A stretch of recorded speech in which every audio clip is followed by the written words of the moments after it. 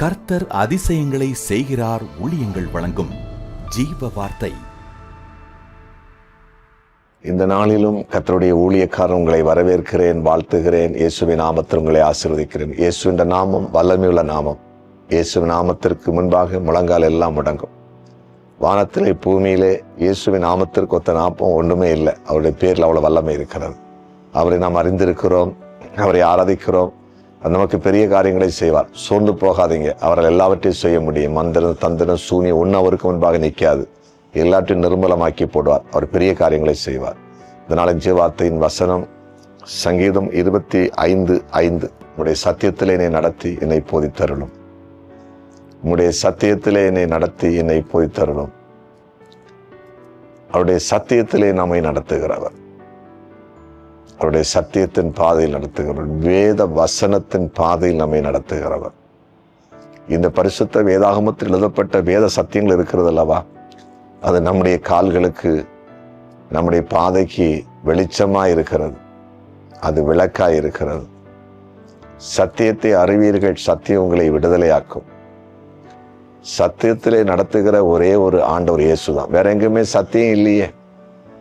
யோவான் சுவிசேஷம் 8ஆம் அதிகாரத்தில் இருக்குது. பிசாசிட்ட சத்தியமே கிடையாது. அவன் சத்தியனால சொந்தமா எடுத்து பேசும். ஏதோ உளறிட்டே இருப்பான் பிசாசு. தேவன் அப்படிப்பட்டவர் அல்ல.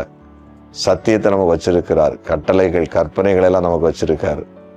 அதுல நடக்க சொல்றாரு. அதான் ஆண்டவர் சொன்னார், என்னில் ஒரு அன்பு கூர்ந்தால் என் வசனத்தை கை கொள்ள கடவன்.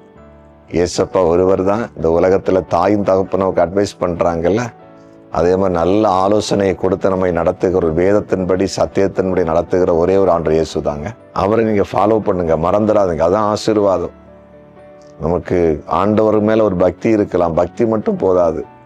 ஆண்டவர் என்ன சொல்றாருன்னு கேட்டு வாழணும். அதான் முக்கியம். அப்பா மேல, அம்மா மேல பக்தி இருக்கலாம். அப்பா அம்மா சொல்றதை கேட்கணுமே.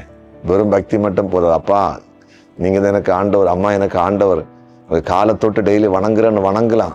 அது நல்லது. அம்மா அப்பா சொல்ற ஆலோசனை வேணுமே. அவங்க சொல்ற புத்திமதிகள் நமக்கு தேவை இருக்குது இல்லை, அது வேணும். நம்ம ஆண்டவர் நமக்கு புத்திமதிகளை கொடுக்கிறவர், ஆலோசனை கொடுக்கிறவர். அதை நீங்க அறியணும், அதை விரும்பணும், அதன்படி நடக்க பழகணும். சத்தியத்தை போதிக்கிற இடத்துல நீங்க இருக்கணும், மறக்கக்கூடாது. சத்தியத்தை கேட்கணும். சத்தியம் போதிக்கிற நல்ல ஒரு சபைக்கு நீங்க போகணும், மறக்கக்கூடாது. சரியா? ஆண்டவரை அறியாத மக்களை போல நம்ம இருக்கக்கூடாது. ஆண்டவராக இயேசு அறிந்திருக்கிற நாம் அவருடைய வசன போதனைகளை அறிய வேண்டும். அப்பதான் வாழ்க்கை மாறும். அப்ப நம்மளை சத்தியத்திலே நடத்துகிற ஒரு ஆண்டவர். நம்ம ஜெபம் பண்ணுவோமா? ஜெபிப்போம். ஆண்டவர், எங்களை சத்தியத்தின் பாதையிலே நடத்துகிற எங்கள் தெய்வமே, சத்தியம் இல்லாத பாதையில் போனால் முடிவு மரணம், நரகம். சத்தியத்தின் பாதையில் நடந்தால் முடிவு எங்களுக்கு நித்திய ஜீவன். அப்பா, அதனால இன்றைக்கு உடைய வார்த்தை கேட்கிற ஒவ்வொருவரும் சத்தியத்தின் பாதையில் நடக்க ஆண்டவரே நீர் அனுக்கிரகம் பாராட்டும்படிக்கு உம்மை நோக்கி உம்முடைய ஊழியக்காரன் ஜெபிக்கிறேன். யாரெல்லாம் இன்னும் சத்தியத்தை கேட்காதவளா இருக்கிறார்களோ, வசன போதனைகளை ஏற்றுக்கொள்ளாத இருக்கிறார்களோ, இன்றைக்கு வாழ்க்கையில் ஒரு தீர்மானம் எடுக்கட்டும்.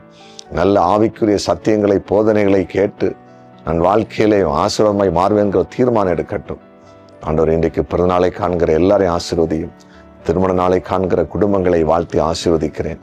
கர்த்தருக்கு ஊழியம் செய்கிற எல்லாரையும் ஆசீர்வதிங்க. படிக்கிற பிள்ளைங்களை ஆசீர்வதிங்க. படித்து முடித்தவங்களுக்கு வேலையை தாருங்க.